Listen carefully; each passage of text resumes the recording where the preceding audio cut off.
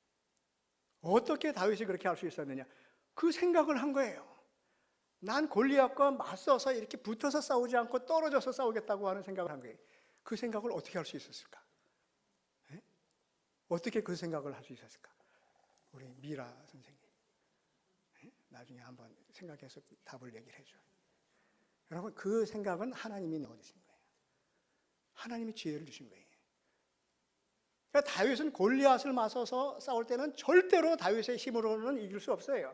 다윗의 전투력으로는 이길 수 없어요. 그러나 하나님께서 떨어져 싸울 수 있는 지혜를 주셨어요. 그러니까 붙지 않고 떨어져가지고 돌멩이 던져가지고 뭐 골리앗은 돌멩이 던질 수 있겠어요? 뭐 기록에 의하면 골리앗이 뭐 눈이 좀 뭐 시야가 뭐 잘 보이지도 않고 어쨌다 그러는데 하여간 그걸 다 떠나서 다윗은 자기보다 훨씬 강한 골리앗을 맞서서 싸울 때 자기의 힘으로 자기의 지식으로 싸운 것이 아니라 하나님께서 주신 지혜를 가지고 싸워서 이겼어요.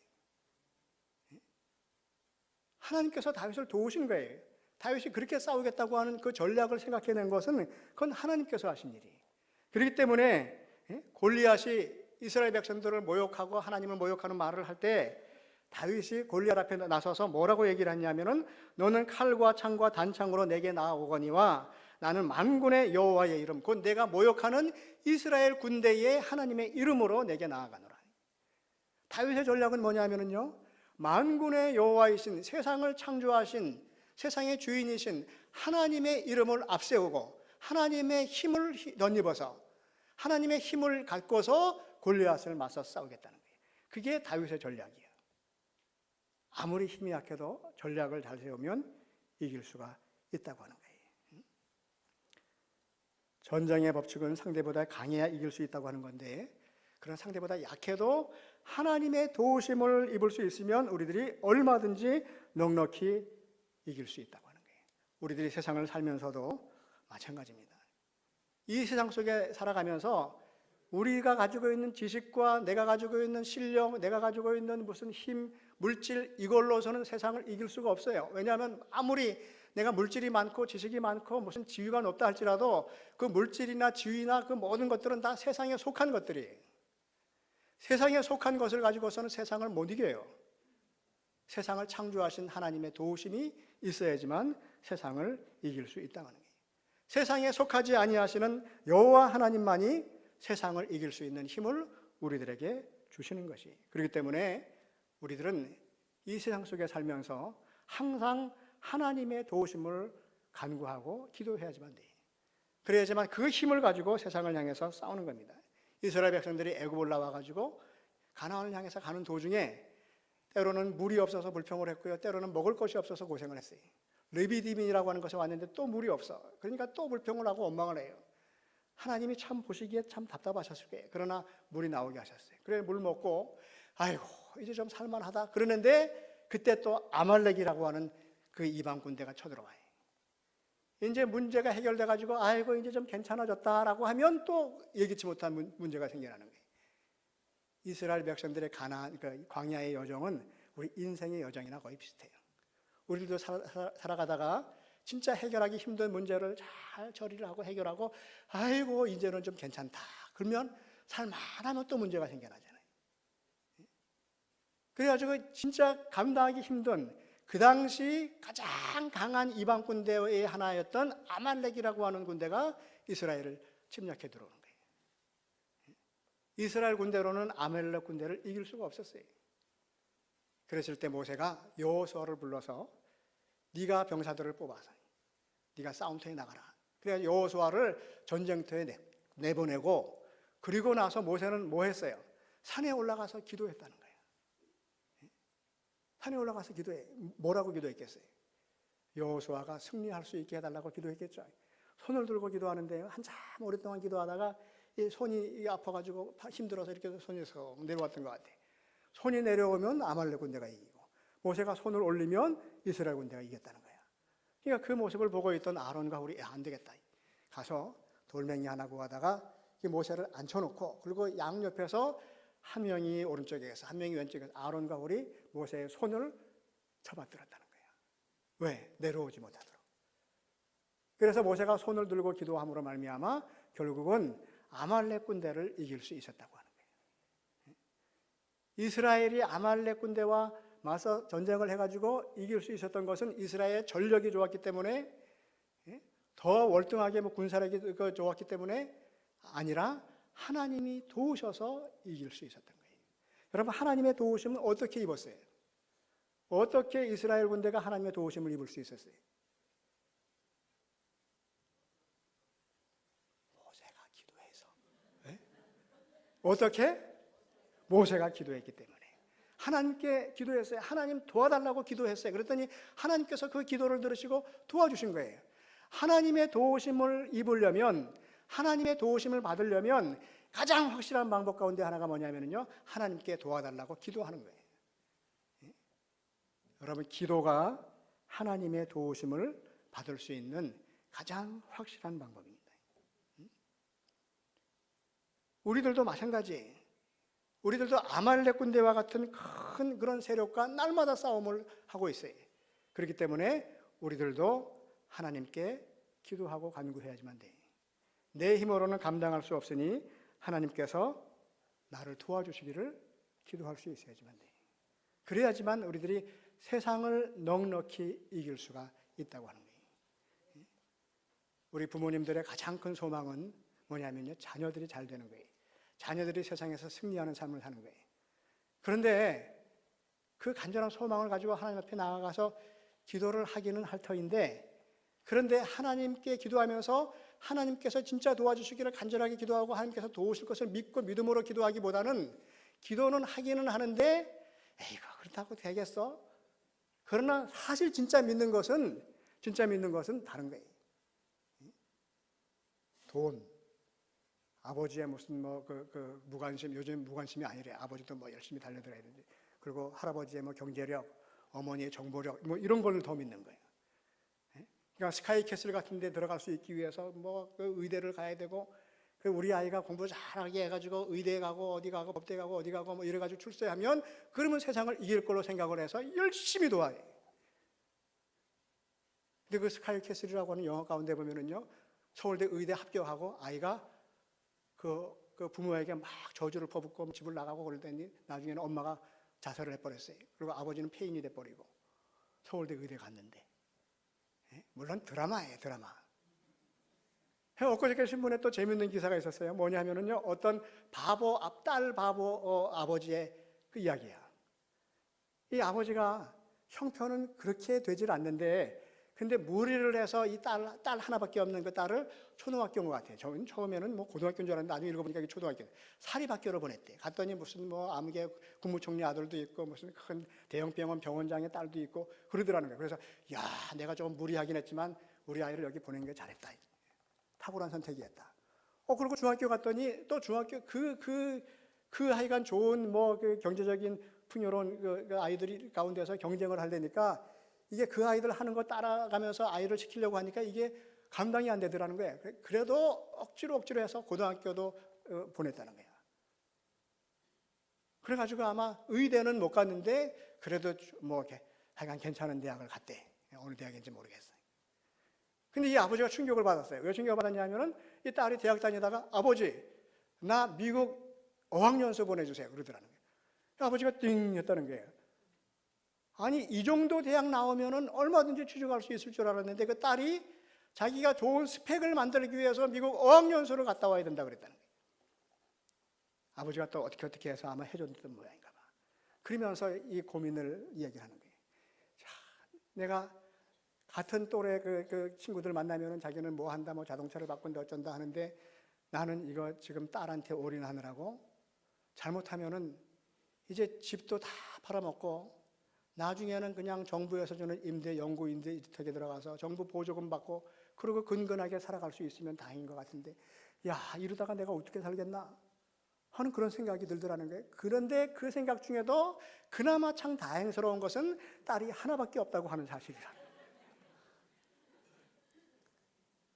그래가지고 올인을 해가지고 딸을 좋은 대학을 가게 만들어놨어. 좋은 스펙을 만들어놨어. 그럼 세상을 이기는 자가 되냐 말이에요. 여러분, 우리들은 자녀들을 위해서요, 이 딸 바보 아빠같이 올인을 합니다. 자녀들에게.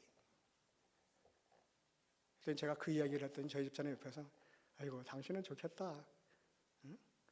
아이들에게 뭐 투자한 것도 없고 결혼한다고 결혼자금 모을 것도 없고 뭐 할 것도 없고 아무것도 해줄 것도 없고 해주지도 않는다고 큰 소리 쳤으니까 결혼할 때 1억씩 내놓으라고 했으니까 좋겠다 그러더라고. 그런 부모가 자녀를 위해서 올인해가지고 자녀를 완전히 그렇게 그냥 아주 그냥 그 진짜 몇 프로 안에 들어가게끔 그런 그 길을 갈 수 있게끔 그렇게 도와주면 성공은 할 수 있어요. 출세는 할 수 있을지 모르지만 세상을 이기는 승리하는 삶을 살기는 그건 장담할 수 있는 게 아니라는 거예요. 여러분 열심히 공부하고 공부를 잘하면요, 많이 공부를 잘하면 그러면 의대도 갈 수 있고 의사도 될 수 있고 변호사도 될 수 있어요. 그러나 공부 잘한다고 해서 세상을 이기는 자가 되는 것은 아니에요. 세상을 이기는 자의 삶을 살려면요, 반드시 하나님의 도우심이 있어야 돼요. 반드시 하나님의 은혜가 있어야지만 돼요. 그래서 내가 진짜 자녀를 사랑한다고 한다면 물론 자녀를 위해서 열심으로 도와주는 것도 중요하지만 그거보다 먼저 자녀를 위해서 기도하는 부모가 되어야 된다는 거예요. 자녀를 위해서 먼저 기도하는 것이 그게 먼저입니다. 이스라엘이 아말렉을 이길 수 있었던 것은 이스라엘의 군사력 때문이 아니라 뒤에서 기도하는 모세가 있었기 때문이에요. 느헤미야가 온갖 어려움 속에서도 폐허가 된 예루살렘을 재건할 수 있었던 것은 간절하게 기도함으로 말미암아 하나님의 도우심을 받았기 때문이에요. 우리들 자신이 세상을 이기는 것뿐만 아니라 우리 자녀들이 세상을 이기는 자로 살아갈 수 있게 하기 위해서는 우리들도 느헤미야처럼 예레미야처럼 모세처럼 먼저 기도할 수 있어야 된다고 하는 겁니다. 기도는 승리를 가져다주는 힘입니다. 기도하는 자가 결국은 세상을 이길 수가 있어요. 기도할 수 있어야 영적인 성숙을 이룰 수 있습니다. 영적인 부흥은 기도함으로만 이룰 수 있어요. 그리고 기도하는 자라야 넉넉히 세상을 이길 수 있습니다. 기도하겠습니다. 하나님 아버지, 시시때때로 날마다 기도하며 살아갈 수 있게 하여 주옵소서. 우리가 처한 형편이 아무리 어렵고 참담하다 할지라도 하나님 주신 힘으로 감당하기 힘든 고난과 아픔까지도 넉넉히 이길 수 있음을 믿고 하나님께 나아가 기도할 수 있게 하여 주옵소서. 날마다 하나님 앞에 나아가 간절하게 기도함으로 영적인 성숙함을 이루고 넉넉히 세상을 이기며 살게 해 주옵소서. 우리 주 예수 그리스도의 이름으로 기도하옵나이다.